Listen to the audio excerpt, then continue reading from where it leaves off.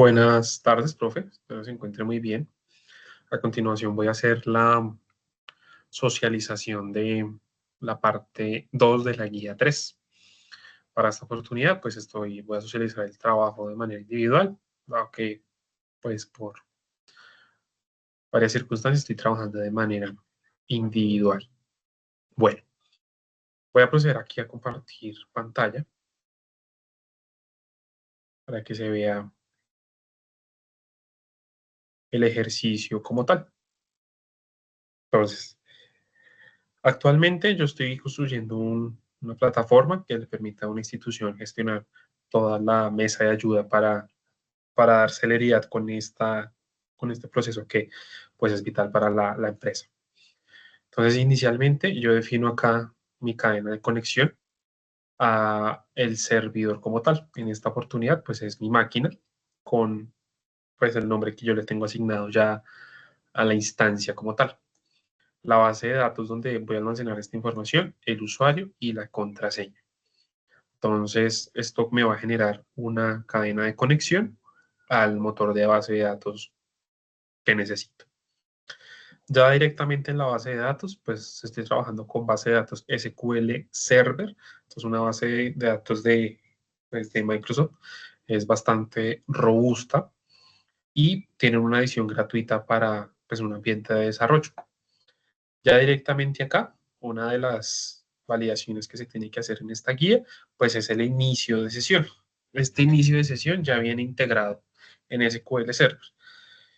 Entonces, inicialmente yo puedo definir aquí mi tipo de conexión. Para este caso, pues es al motor de base de datos. Tengo mi servidor, el nombre de mi servidor, que es el mismo que tengo por acá.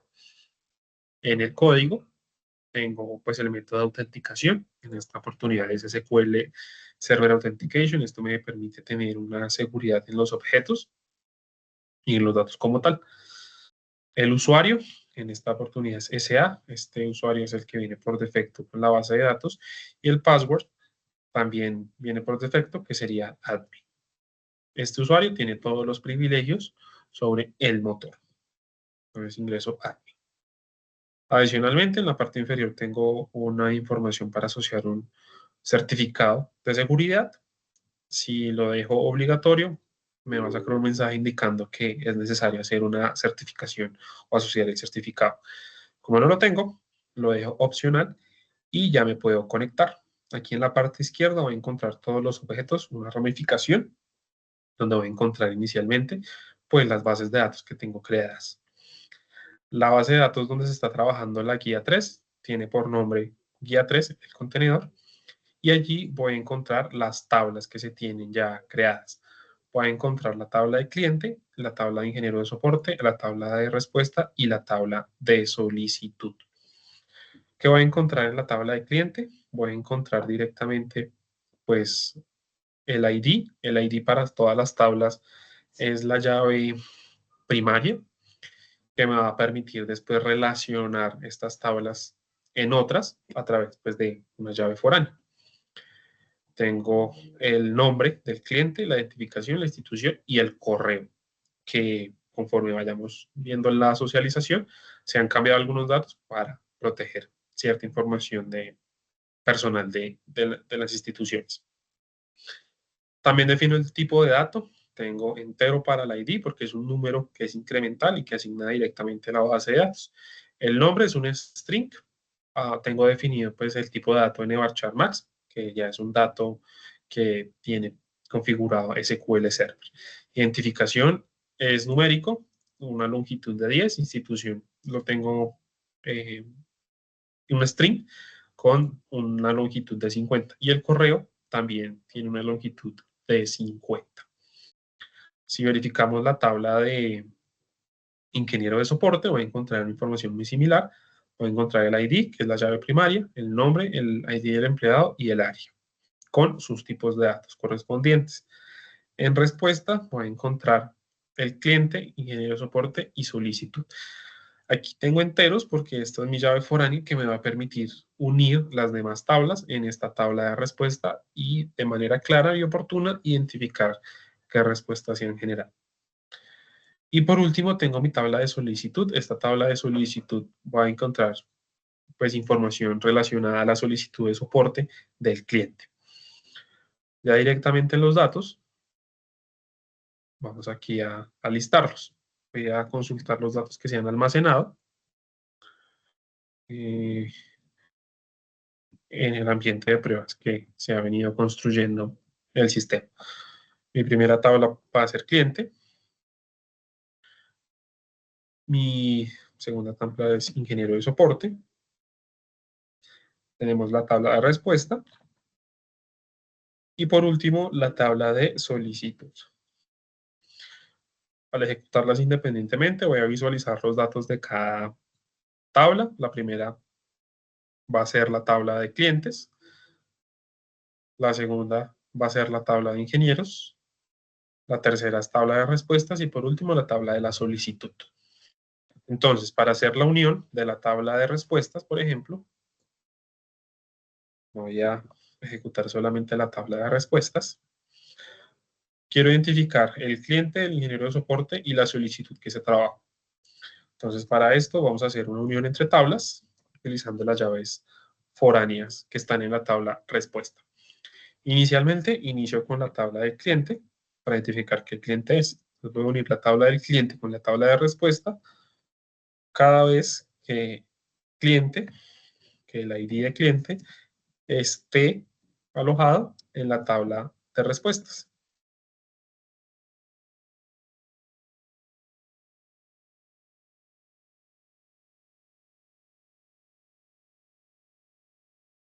Listo. Si ejecutamos, voy a encontrar, perdón, tabla de cliente. Entonces encontramos que ya está, me devuelve un dato porque efectivamente se repite esta información. ¿Por qué se repite? Porque al revisar la tabla de cliente, vamos aquí a ejecutarla, voy a encontrar que el cliente número 2 corresponde a Sociedad Médica. Al ejecutarlo, efectivamente, Sociedad Médica tiene el ID, la llave primaria, asignada con el número 2, por ende, la puedo unir en la tabla de respuesta. ¿Por qué? Porque también tengo esa información acá y es la misma. Voy a continuar a unir la tabla de ingeniero de soporte con la misma información. Cuando el ID de ingeniero de soporte sea igual en la tabla del cliente, en la tabla de respuesta. Ingeniero soporte. Al ejecutar, encuentro que me arroja más datos. Me dice que es el ingeniero que estoy seleccionando, porque tiene el ID 1. Al verificarlo en la tabla de ingeniero, perdón,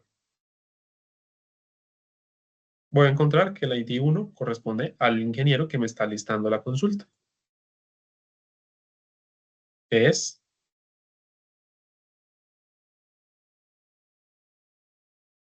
este ingeniero. Y por último, voy a listar la solicitud. Entonces volvemos a hacer una unión. Cada vez que solicitud, el ID o la llave primaria de solicitud se repita en la tabla de respuesta.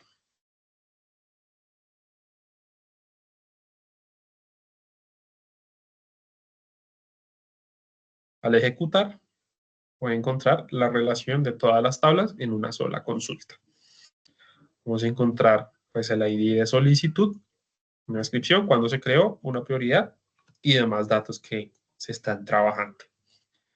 De esta manera puedo encontrar una información ya más detallada, más estructurada para hacer tableros de gestión y toma de decisiones. Por otro lado, ¿qué puedo realizar acá? Puedo pues, visualizar cómo se creó la base de datos. Entonces vamos a verificar cómo está creada. Entonces esto lo genera directamente SQL. Voy a encontrar que la tabla tiene por nombre, el contenedor, perdón, tiene un nombre que se llama guía 3, que corresponde al que está acá. Está almacenando los datos en la tabla, en esta ruta que se define al momento de crear la información o el contenido inicial. me está guardando dos tipos de archivo, el MDF, que corresponde al data, toda la información, y el archivo LDF, que se corresponde al log.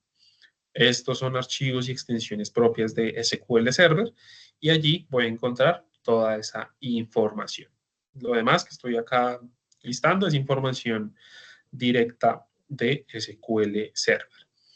Entonces, si quisiera crear otro contenedor acá, lo puedo hacer dando clic derecho en la opción de Database. Vamos a hacer un ejemplo que va a ser, voy a poner el nombre de pruebas.